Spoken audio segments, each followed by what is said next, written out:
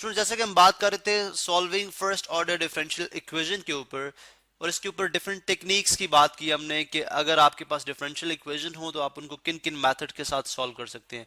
एक जनरल सा लेक्चर था, ठीक है। अभी हम स्पेसिफिकली कुछ प्रॉब्लम्स लेंगे इस वीडियो के अंदर, यानी कुछ हम डिफरेंशियल इक्वेशन लेंगे और उनको सॉल्व करेंगे। लेट्स से मैं फर्स्ट इक्वेशन लेता हूँ which is y dy is equal to x minus one d x, x minus वन dx, ठीक है। अब ये एक डिफरेंशियल इक्वेशन है, लेकिन अगर आप देखें तो ये जो डिफरेंशियल इक्वेशन है ये ऑलरेडी सेपरेबल फॉर्म के अंदर है, ऑलरेडी सेपरेबल फॉर्म है, सेपरेबल फॉर्म है, सेपरेबल फॉर्म के अंदर मौजूद है, ठीक है। यानी इसमें देखें तो हमें यहाँ पे नजर आ रहा है जी कि दिस इज एक्चुअली a, ठीक है। इसमें नजर आ रहा है जी एफ ऑफ वाई के साथ डी वाई है, एफ ऑफ एक्स के साथ डी एक्स है। तो अब इसको क्या करेंगे, डायरेक्ट मेथड से सॉल्व करेंगे, जस्ट हम इसको इंटीग्रेट करेंगे लाइक दिस वे, ठीक है। इंटीग्रेटिंग बोथ साइड्स और हम इसको सॉल्व कर लेंगे।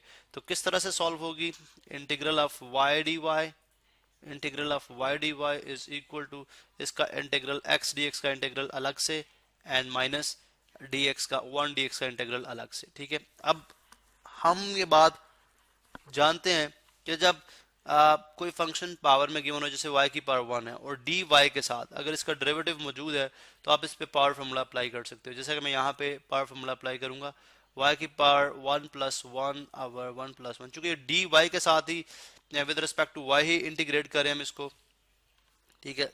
और इसी तरह से इसके ऊपर भी पावर फॉर्मूला एप्लीकेबल है, पावर वन है डीएक्स के साथ वन इसका डेरिवेटिव है, एक्स का डेरिवेटिव वन होता है जो डीएक्स के साथ डेफिनेटली मौजूद है। इसके ऊपर भी हम पावर फॉर्मूला अप्लाई करेंगे, one plus one over one plus one, ठीक है। एंड माइनस कांस्टेंट का इंटीग्रल क्या होगा, वन का इंटीग्रल क्या होगा, एक्स माइनस एक्स, बिकॉज इसको आप डीएक्स के साथ इंटीग्रेट करें, and plus constant C, plus constant C. अब अगर मैं इसको मजीद सिंप्लीफाइड फॉर्म में लिखता हूं तो ये बन जाएगा y square over two, y square over 2 is equal to x square over 2, x square over 2 minus x plus c, minus x plus c।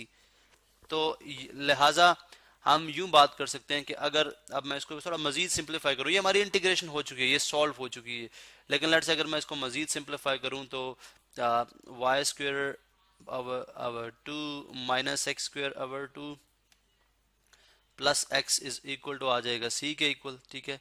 सो यहाँ पे हम जो है वो यू नो बल्कि इसको C1 कह लें, इसको हम C1 कह लेते हैं। उसकी रीज़न ये है कि एंड में हम सिंपल C लिख देंगे। अब इसका डिनोमिनेटर इक्वल करें, 2 से मल्टीप्लाई 2 से डिवाइड, ठीक है। तो ये बन जाएगा वाई स्क्वेयर, ये हमारे पास बन जाएगा दिस इज एक्स स्क्वेयर, ठीक है। ये बन जाएगा वाई स्क्वेयर, ये बन जाएगा y square minus x square plus 2x over 2 is equal to C1, तो इसके साथ मल्टीप्लाई हो जाएगा, तो आ जाएगा y square minus x square plus 2x is equal to 2C1। So अब where 2C1 is equal to C, ठीक है। दैट मीन्स के ये इक्वेशन बन जाएगी हमारे पास जनरल फॉर्म के अंदर y square minus x square plus 2x is equal to C। So this is the solution, ठीक है। ये जनरल सोल्यूशन है, ये इसका जनरल सोल्यूशन है, स्पेसिफिक नहीं है बिकॉज हमें यहाँ पे C की वैल्यू पता नहीं है, इसलिए हम यहाँ पे इसको जनरल सोल्यूशन के नाम से लिखेंगे। This is a general solution, ठीक है, जनरल सोल्यूशन ओके। सो अभी हम एक क्वेश्चन और सॉल्व करेंगे, ठीक है, इसी लेक्चर के अंदर। लेट्स से अगर हमारे पास जो है वो एक इक्वेशन है 2e, I mean differential equation है 2e to the power of x tangent y dx plus 1 minus e to the power of x secant square y dy is equal to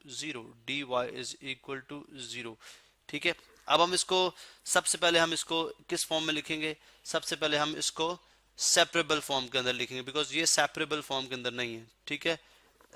separable this is सही, separable form, हर दफे इसके spelling गलत लिखता हूँ, separable form. अच्छा, अब separable form के अंदर क्यों नहीं है, बिकॉज देखें जो y फंक्शन है वो dx के साथ आ रहा है, जो जो x फंक्शन है वो आपका y के dy के साथ आ रहा है, तो हम इसको सेपरेबल बनाएंगे। कैसे सेपरेबल बनाएंगे? डेफिनेटली अगर हम जो है वो दोनों दोनों टर्म्स को टेंजेंट y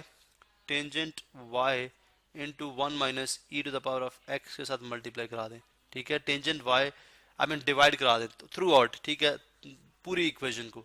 तो डेफिनेटली ये कुछ स्ट्रक्चर इस तरह से बन जाएगा, two e to the power of x tangent y dx over tangent y into 1 minus e to the power of x plus 1 minus e to the power of x secant square y dy divided by tangent y into 1 minus e to the power of x is equal to 0। सो ये basically बन जाएगी tangent y से cancel, ठीक है, और 1 minus E to the power of x 1 minus E to the power of x से cancel.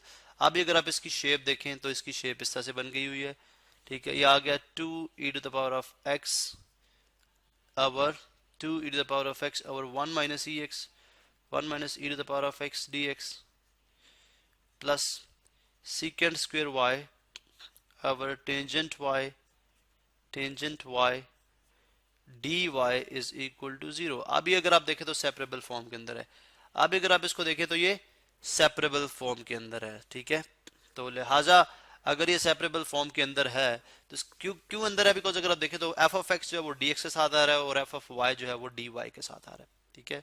चले अब यहाँ से हम क्या करेंगे, इसको अगर आप चले इस तरह से कर लें कि हम जो है इसको यूं कर लेते हैं कि अभी ये बन जाएगी 2 E to the power of X 1 minus E X 1 minus E X, या बल्कि आपकी जो y वाली साइड है secant square y tangent y, इसको पहले लिख लें, tangent y dy is equal to 2 e to the power of x over 1 minus e to the power of x dx with negative sign, ठीक है, with negative sign.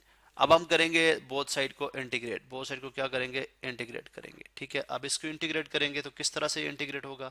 बहुत simple है, देखें हमें पता जी कि अगर नीचे फंक्शन हो, ठीक है, ये बात हमने स्टडी कर रखी है इंटीग्रेशन के अंदर, अगर इस तरह से हो कि 1 ओवर एफ ऑफ एक्स हो, ठीक है, और साथ डी वाई एफ साथ डी एक्स के साथ उसका डेरिवेटिव मौजूद हो, तो क्या आ जाता है, natural log of F of X, natural log of F of X आ जाएगा, ठीक है।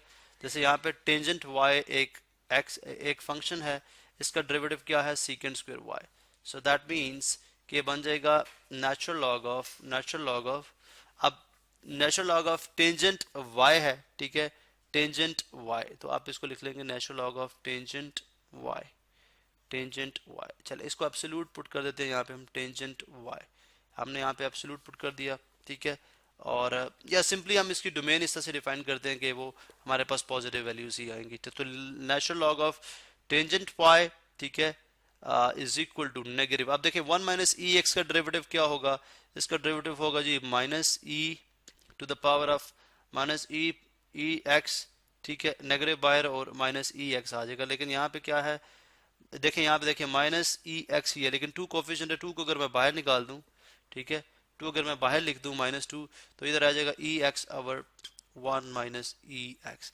अब ये नेगेटिव लेट से मैं अब यहाँ पे इसके साथ इंसर्ट कर देता हूँ, ये नेगेटिव इसके साथ आ गया, साथ डी एक्स, ठीक है। अब अगर मैं इसको सिंप्लीफाई करूँ तो मेरे पास क्या चीज़ बन जाएगी, ये बन जाएगी 2 natural log of e to the power of 1 minus e to the power of x 1 minus e to the power of x, ठीक है। अब इसका मतलब है कि यहाँ पे ये हमारे पास natural log of tangent y is equal to natural log of 1 minus, तो नेचुरल लॉग ऑफ ये जो पावर होती है, ये अगर आप रिवर्स पावर फॉर्मूला अप्लाई करें तो ये पावर किधर आ जाएगी, यहाँ पे आ जाएगी। तो natural log of tangent y is equal to natural log of 1 minus E x का स्क्वायर प्लस कांस्टेंट c, ये आपके पास आ जाएगा इस गिवन डिफरेंशियल इक्वेशन का सॉल्यूशन। इस गिवन डिफरेंशियल इक्वेशन का जनरल सोल्यूशन है ये, ठीक है, क्योंकि इसके अंदर हमारे पास c की वैल्यू अननोन है, जो कि अभी अभी हम इससे नेक्स्ट वीडियो के अंदर देखेंगे बाय इनिशियल मेथड हम किस तरह से c की वैल्यू फाइंड आउट करते हैं।